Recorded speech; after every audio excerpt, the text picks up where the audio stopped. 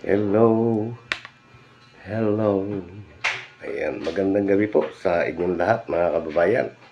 Lalong-lalo na sa ating libo-libong followers sa TikTok. Ayan mga kababayan. Ayan, tayo po ay magpapasaring ng konti mga kababayan. Ayan, Luzon, Visayas, Mindanao. Ayan, ito po ang inyong lingkod, Armando Burgos, ang nagsasabi sa inyo. Magandang gabi po sa inyong lahat mga followers at dito sa FB mga kababayan.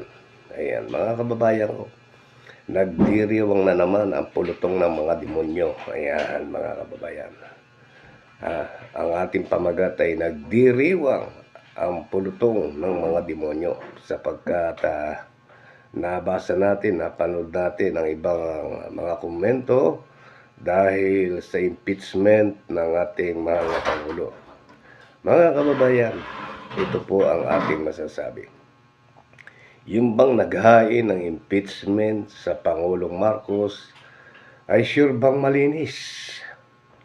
Wala ba itong itinatagong baho, mga kababayan? Dapat bago natin umpisahan ang impeachment ng Pangulong Marcos, mga kababayan, sisain mo muna natin kung sino-sino ba itong mga taong ito na nagsusulong ng impeachment sa ating mahal na Pangulo.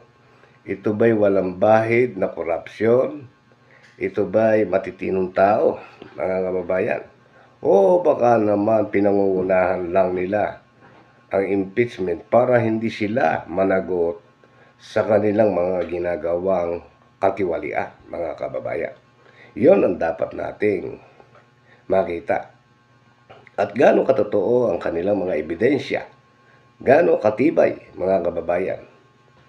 Ang ating pong palagay dito ay isa lamang itong sasuela para wala nang masabi ang DDS. Wala na silang maibato sa ating mahal na Pangulo. Kaya naman sa akin pong palagay, dahil sa aking pag-research, ito pong mga nagpasok ng kaso sa ating Pangulo sa pamamagitan ng impeachment ay may sari-sari din itinatago, mga kababayan. Ito ba'y pinapayagan ng batas na kung sila ay mayroong mga ganitong kaso, mga kababayan?